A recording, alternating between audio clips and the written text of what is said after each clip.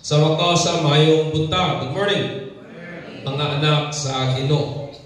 Right attitude toward the promise of entering God's rest. Ang angay bang pamatasan? Kansang angayan atong batunan sa pagsulod nganha sa saad sa Dios nga iyahang kapahulayan. Because God has a promise nga rin nato o kana ka promise nga igsoon kapahulayan. Ina kay mong tapat gikapoy na baka ina nga mahuway. Ang atong text makita nato in the book of Hebrews 4:1 down to 10. Akong basahon na igsoon o sunod lang mo kanako. Hebrews 4:1 down to 10. Yeah.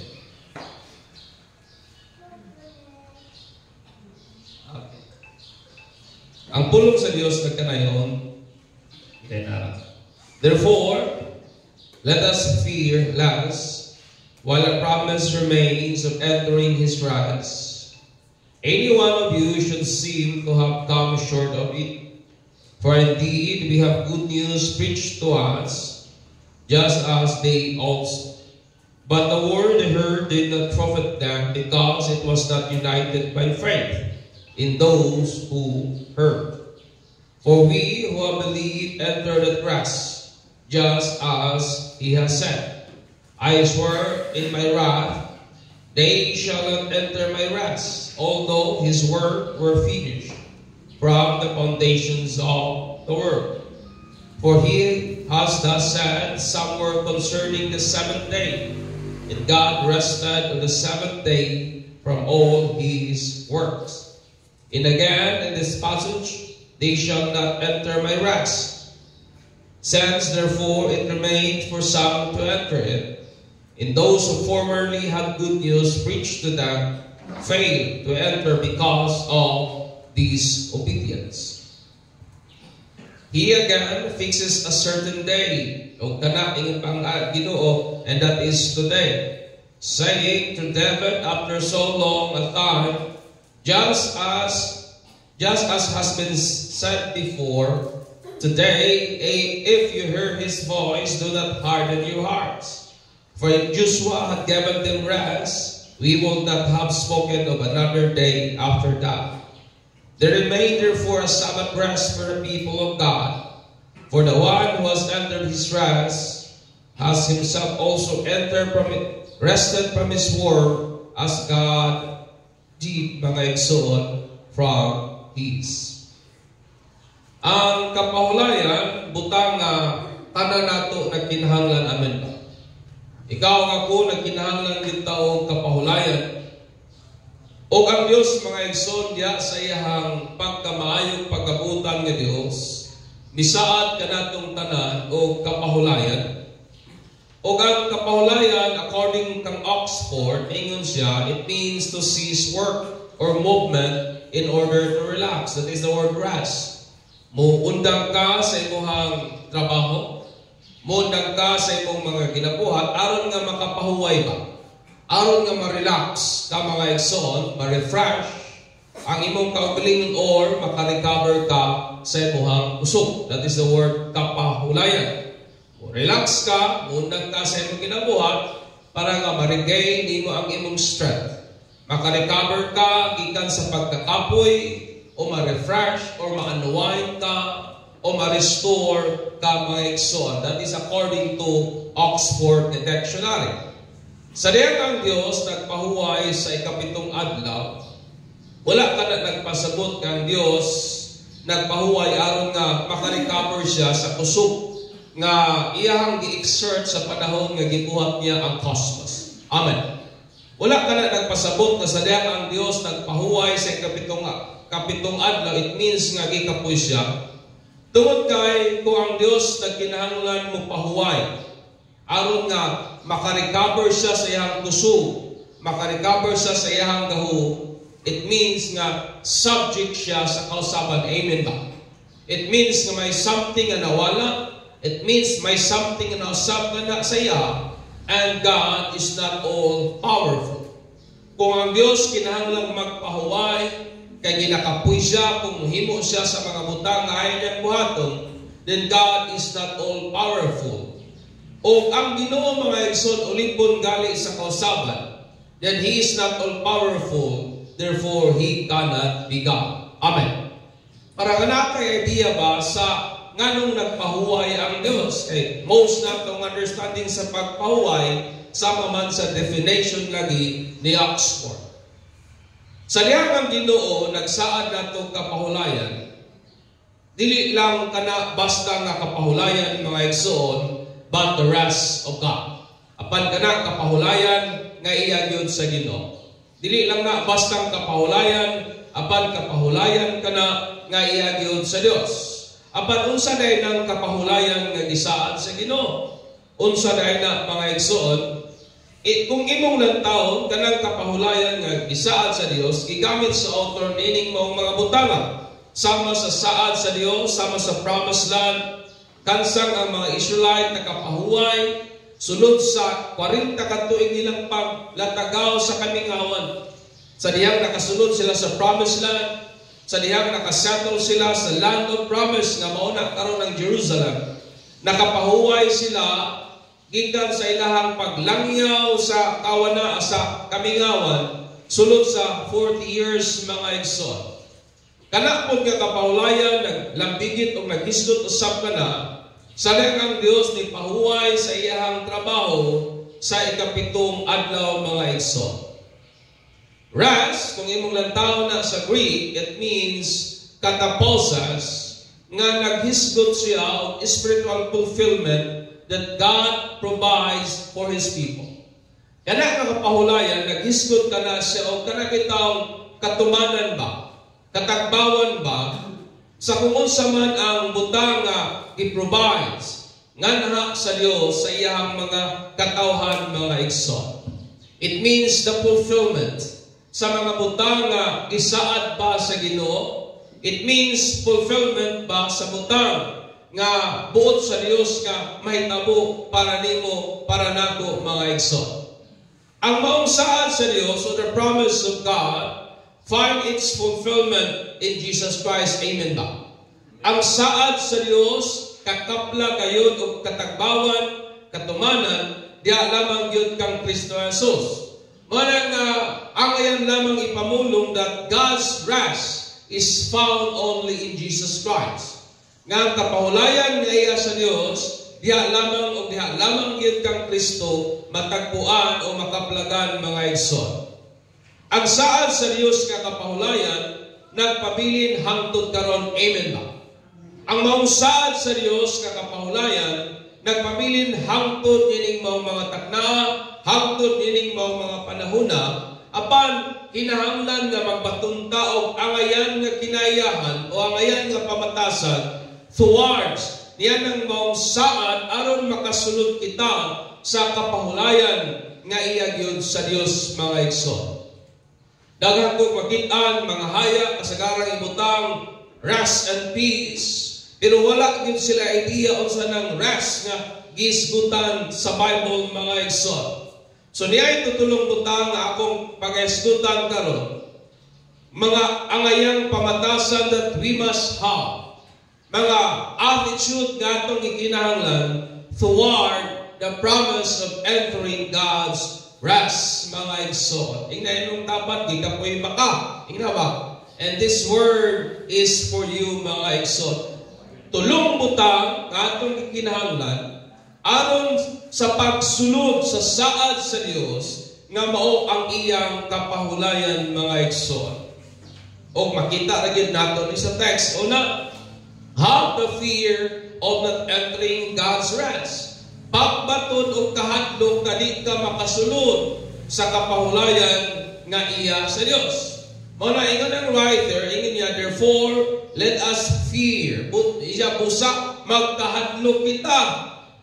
Tungod while nga ang saad sa Dios sa pagsulod sa iyahang kapahulayan at pabiling na paghihapon, ingon niya nga gani may mga pipila ninyo nakulangan, fallen short sa pagsulod sa kapahulayan nga iya sa Dios mga igsoon. Ang word po nga fear nga gigamit diri sa writer ay isang word po nga phobeo, nga sa classical Greek, it means to frighten. Kanabi ito, gihadlok yun ka, o tungod sa imong pagkahadlok, nakadagan ka. That is the word fear.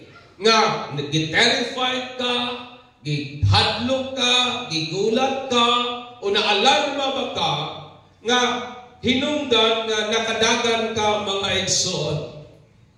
Sa kalibutan nga itong ipuyan karon, ay idol to kung nasayad pa maani, apanay usa ka very rare nga health condition, pero delikado kayo nga kondisyon nga gitawag nila congenital insensitivity to pain and anhidrosis or CPAP. Usa ka na kaklase nga balatian kansa ang tao dili makabati og pain. Mahimo siyang insensitive sa sakit mga igsoon. Nga bisan pa og napalian na siya kuko, bisan pa og nabangga siya, bisan pag nasamad siya, dili siya makabati og pain. Tungod ka ang patient ani mga igsoon, ang nerve ba sa iyang brain nga naga-sense of kanang message sa pain, medyo nadaot mga igsoon, dili kayo connected pag-ayo. Sa pikas nga bahin, ang pain usab, naga-implement pud na siya og protection sa atong lawas mga igsoon. Understand? Ang atong kapasidad sa pagbati og sakit, ina imong dapat nagakasakitan pa ba ka? Kanang kusion ka ba? Kana bitaw madagma ka, kana bitaw mabubuan ka og init mga agay, kana sakit na sa mga igsoon. Ang atong kapasidad sa pagbati og sakit naga-trigger sa atong capacity nga makasinati tag kahadlok. Amen. Kay kung dili ka makabati og pain, dili man ka mahadlok. Sa pikas nga bahin, ang atong kahadlok mga igsoon nagaprotekta nato gikan sa mga potential nga harm or potential nga mga kakuyaw aning kinabuhi. Tanawa ninyo. Ang ato ang kasinatian nga nakabatunta og sakit, isa pa naka-experience ninyo og sakit sa ngipon. One time nakalaag ko ilang kuya boy, nagkakaon ko og peanut butter basta nisuksok sa bangag sa ngipon, astang sakita tungod sa kasakit itulo akong luha mga igsoon, ka-experience sa mga anak. Nang gabi gud nga sakit pa nga mo konekta sa imong ulo. Ang atong kasinatian nga naka-experience tag siguro halos kitang tanan man dire, nakasinati tag sakit sa ngipon, ni-triggered ba sa ato ang fear nga mahadlok ta nga madaot o mas magsakit na sa balik ang atong ngipon. O tungod niya na atong ginamay, atong ginatagan ang ato ang dental health. Inyo ba ko nasabtan? Tungod kay nahadlok ta nga masakitan ka og ngipon sa mabutay panahon, mo na nga imong ginaatiman, imong ginaamuma ang imuhang dental health. It means nagapanutbrush ka. It means kay imong ginampingan ang imong ang imong ngipon mga igsoon. O kung imong lang taon ka na nga klase nga fear, nag-influence pa sa imong pagbulutan, sa imong desisyon nga mo na imong buhaton nga sa ingon imong malikayan ang posibleng sakit sa ngipon nga imong sination sa umuabotay panahon. Amen. Did you get my point? Nakuha pa ninyo nga akong idea mga igsoon.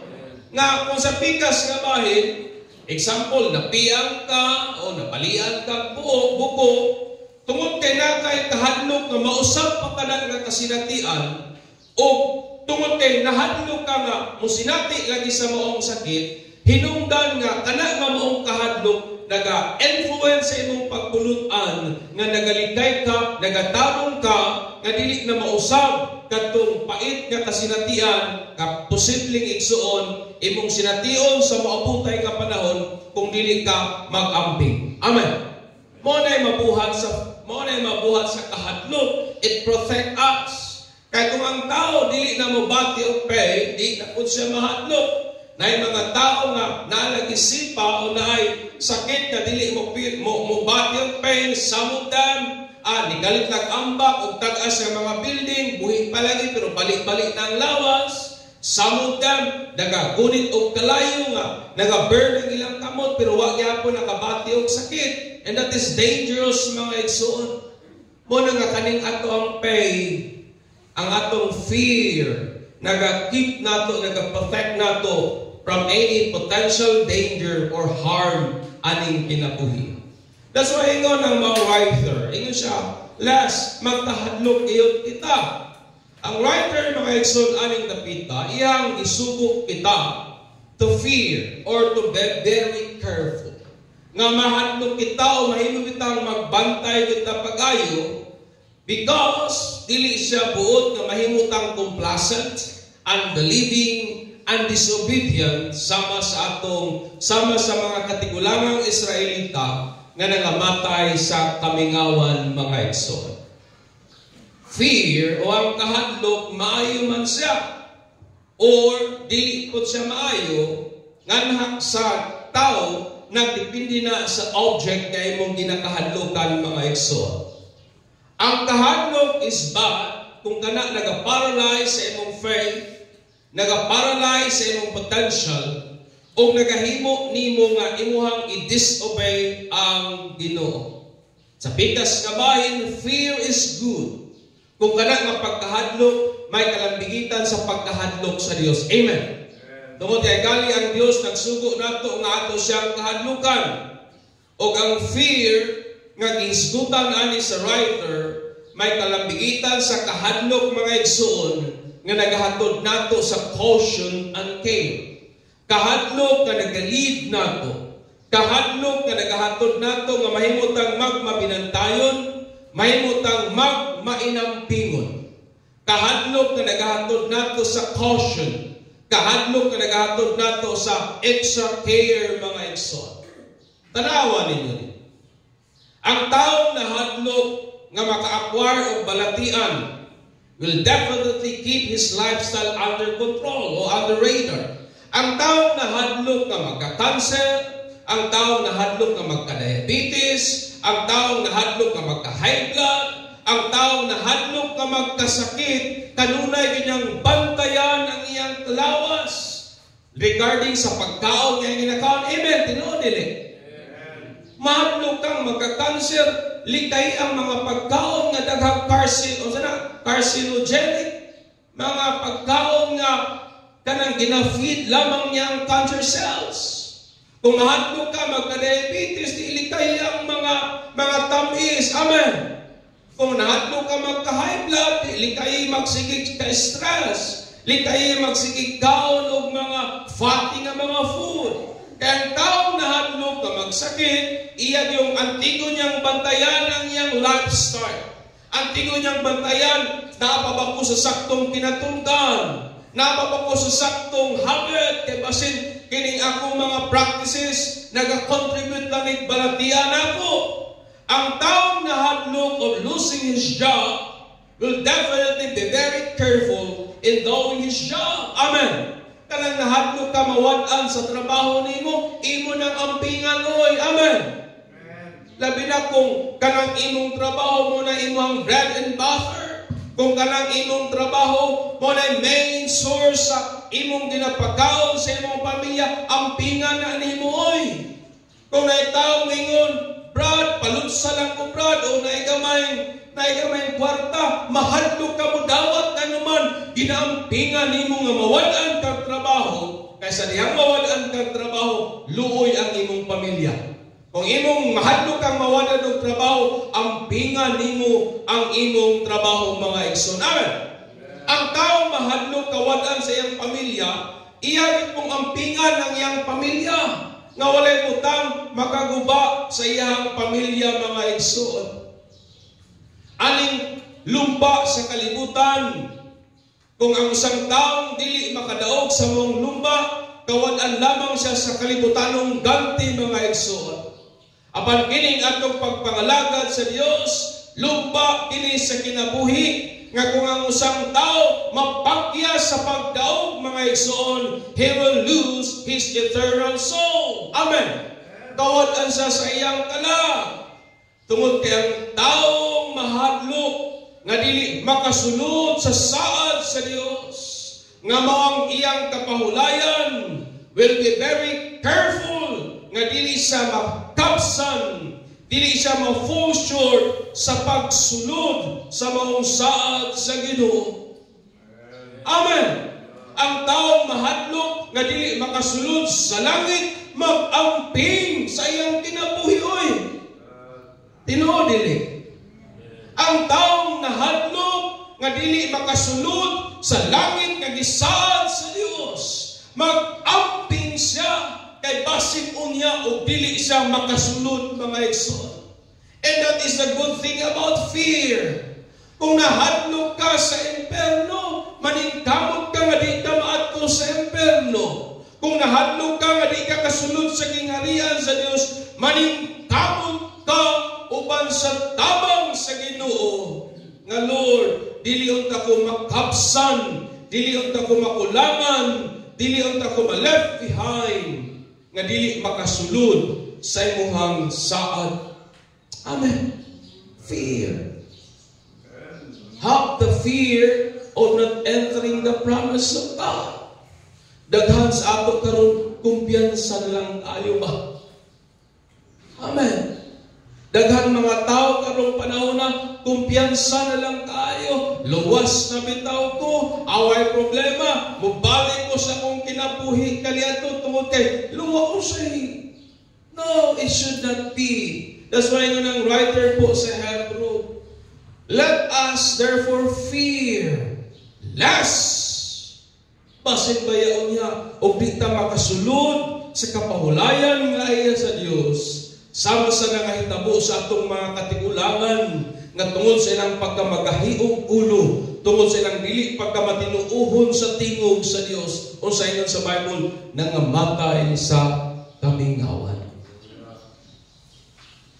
Amen. Have the fear of not entering God's rest. Mauragon na kung mahadlok ka maulahi nga. Ano ba itong last trip na kunuha yung bus? Hadlok ka nga, dili makasakay, magsayo ka oy. Amen. Di ka magkumpiyansa oy.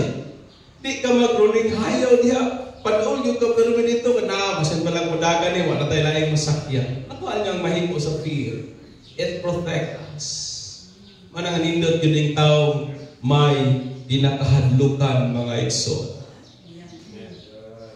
Since the promise of entering God's rest, tungod kay ang saad sa Ginoo sa pagsunod sa iyang kapahulayan, nagpabilin pa man gihapon. Muna, let us have the fear of not entering the rest of God. Unta ba ito na nato ang kahadlok ba nga pasigit ta kasunod?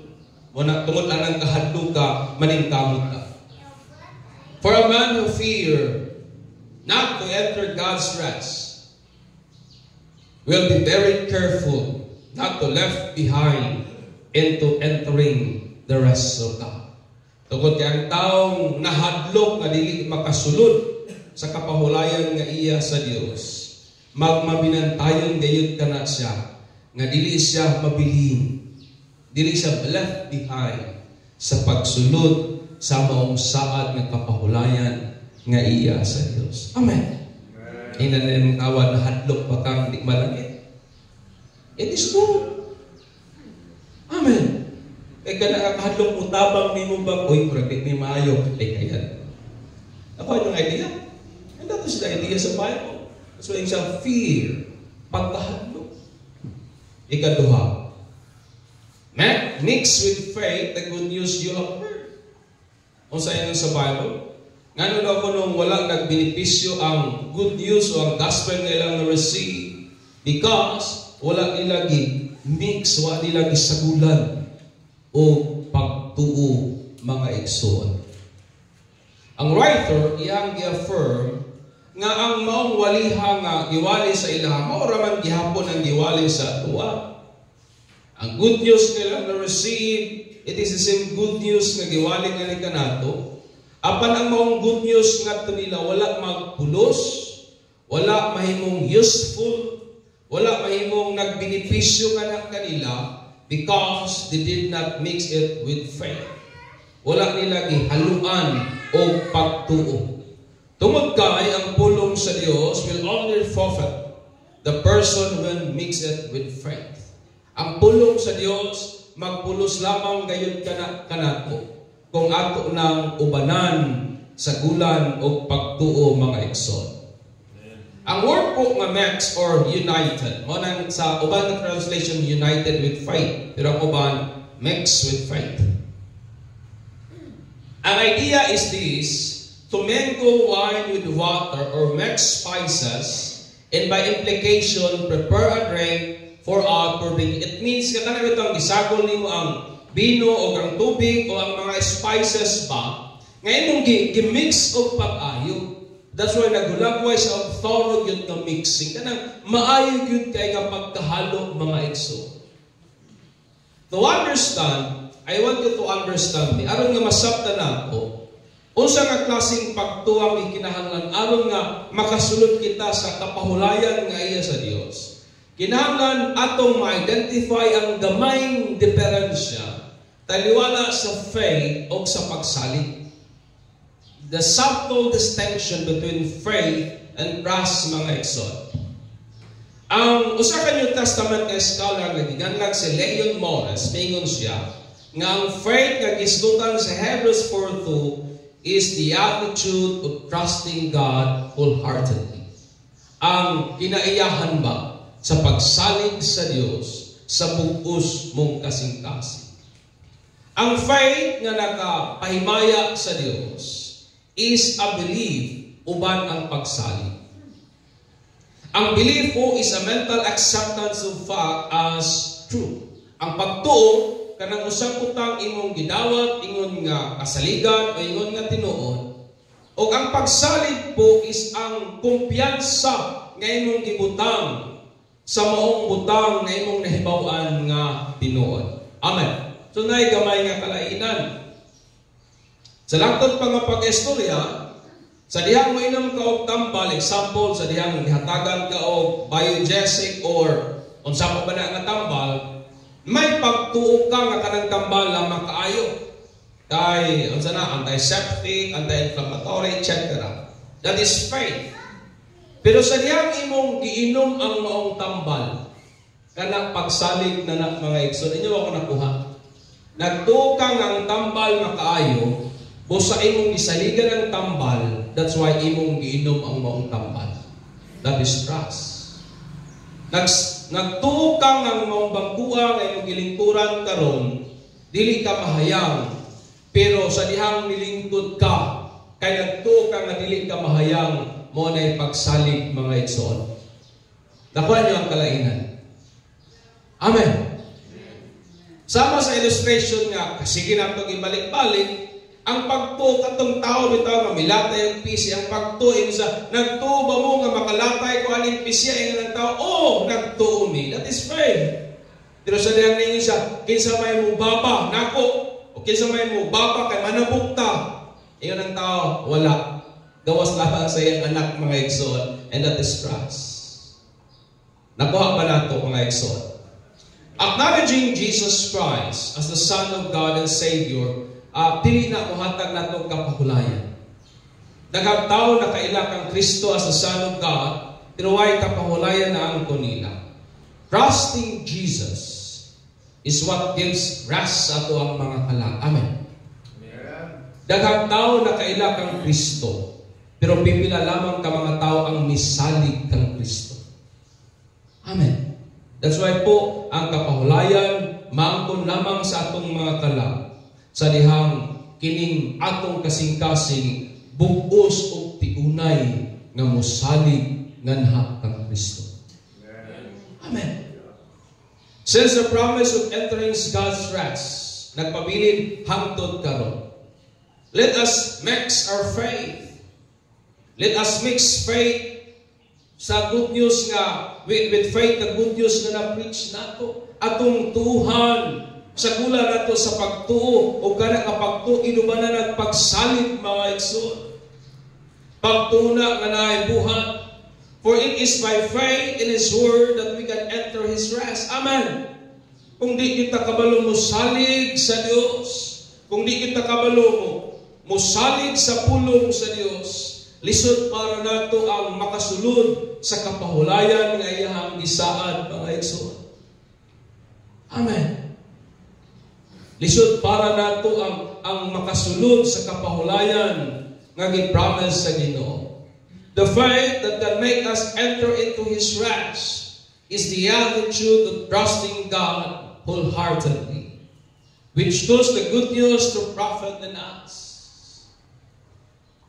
I want you to understand, my brethren, ang pamaagi po nga itong ma-identify kung ang tao nagsalig bagyod sa Dios, kung ang pulong sa Ginoo nagmapuslanon sa iyahang kinabuhi.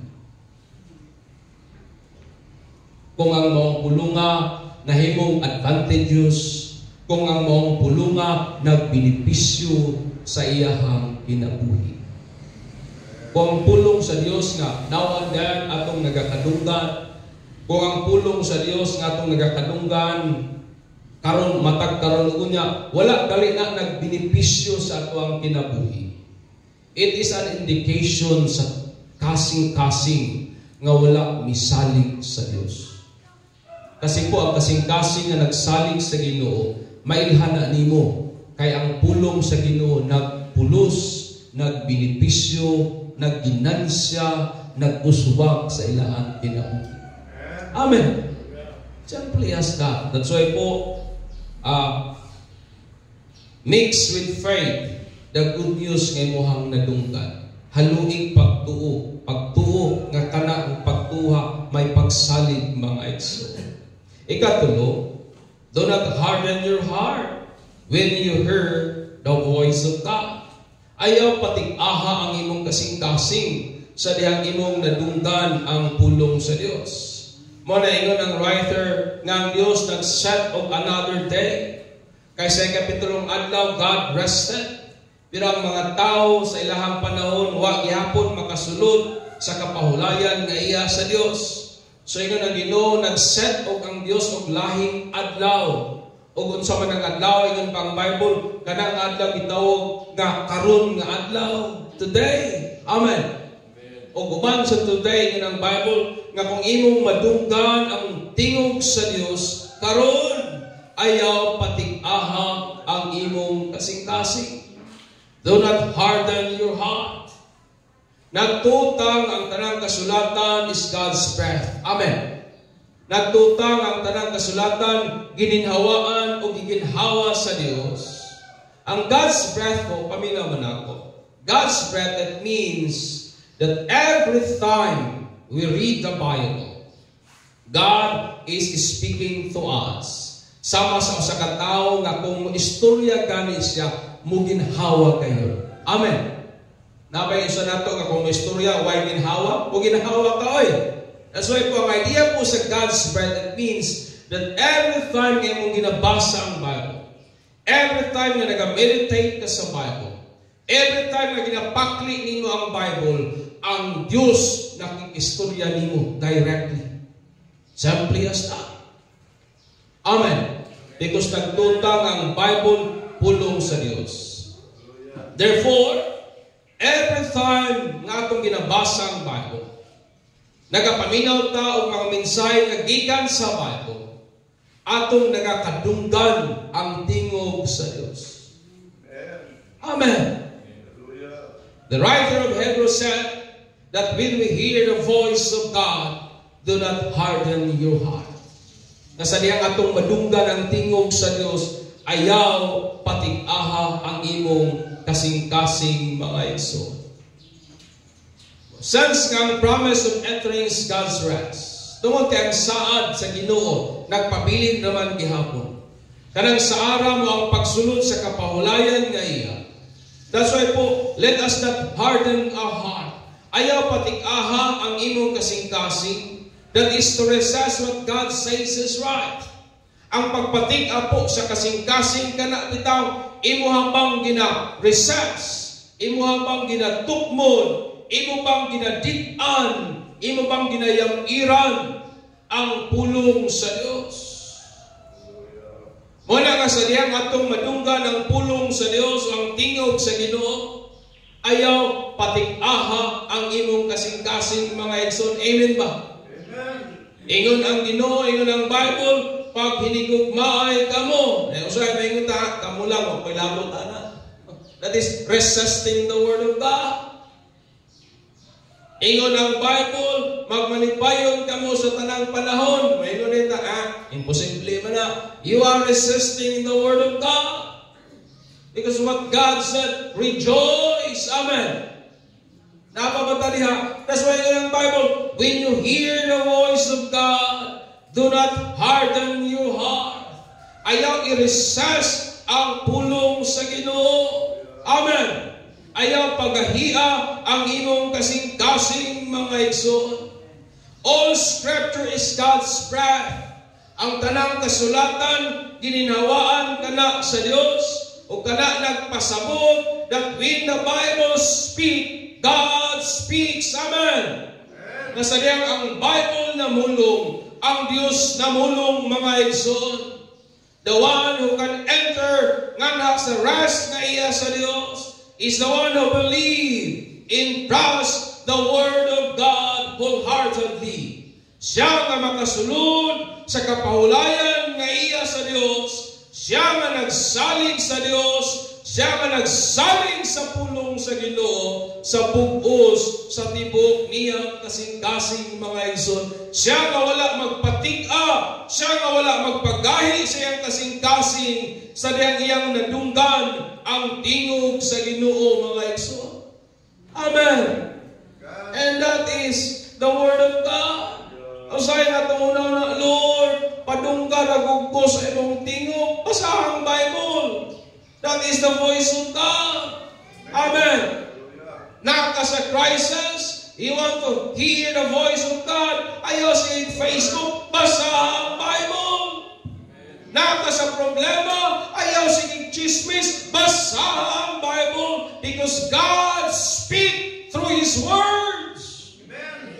Amen. Ang Ginoo nagapamulong nato, pinaagi sa iyang mga pulong. Ang Ginoo nagapakighinabi nato, pinagi siyang balaan nga kasulatan. Depressed kayo ka, problemado kayo ka, sige pagkagtanaw atong Korean novela nga kapit-kapit, patay-patay, awaan, samot ka-depress. Read the Bible, meditate the Word of God, because when the Bible speaks, God speaks.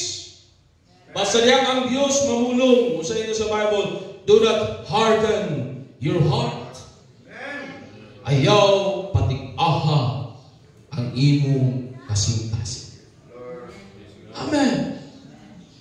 Kaya kaning mga taong permi ginakapuy, kining mga taong di yun makasulod sa kahingpitan ba sa saad sa Ginoo. That is the word rest. Kaning mga taong resistant sa pulong sa Diyos. The promise of entering God's rest still remains.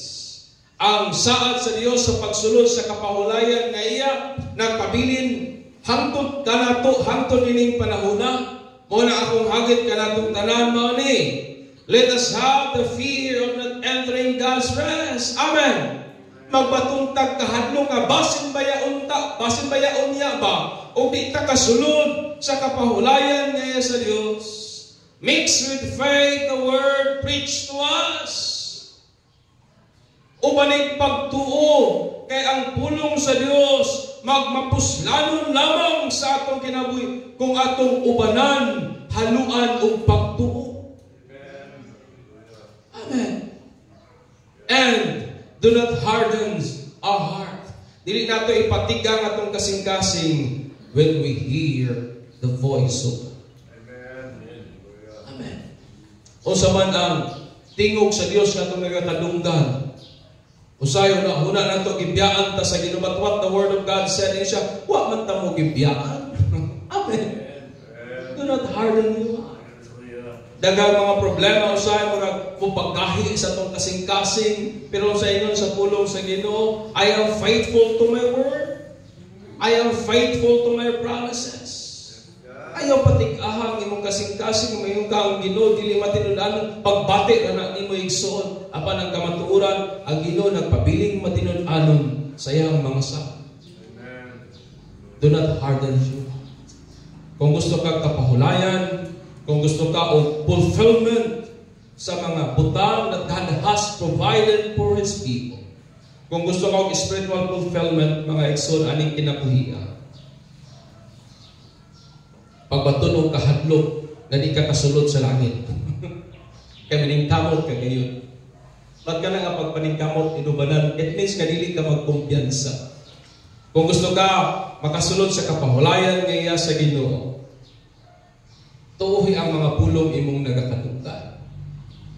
Kung gusto ka makasulod sa kapahulayan ngaya sa Dios, ayaw ipagkahi ang imong kasing-kasing sa tingog sa Dios. Hallelujah. Manindog tayo and let us worship, let us glorify, let us praise Jesus, the Son of the living God. Hallelujah. Ang kapahulayan po nga ginaisgutan sa Bible, it is not relaxation nga magpahuway ka ba way buhaton. No.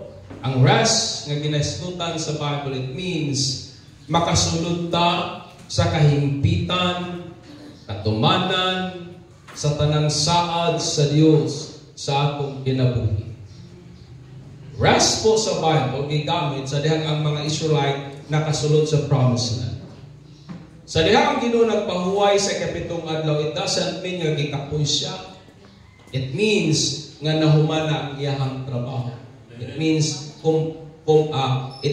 completion sa iyang work. It means finish ng iyahang work aning cosmos. That is the idea po of rest.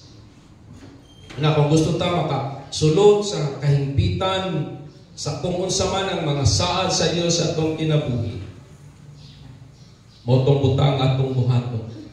Amen. Nagtutayson nga kung uban nato gikapoy naman siguro physically, emotionally sa mga burden aning kinabuhi. Apan ang tiyunay nga kapahulayan igsuon sumala sa saad sa Ginoo sa dihang nanata uban sa Dios. Amen. That's why mo na kung hagod mo padayon lahutay wala pa ta sa kahimpitan o katumanan sa tanang saad sa Dios sa atong kinabuhi. Luwas ta pero ayaw kumpiyansa. Amen ba? Luwas na ta pero ayaw kumpiyansa. Luwas na ta, pero padayon sa pagsalig. Luwas na ta, pero padayon sa pagtuo sa pulong sa Ginoo. Hallelujah.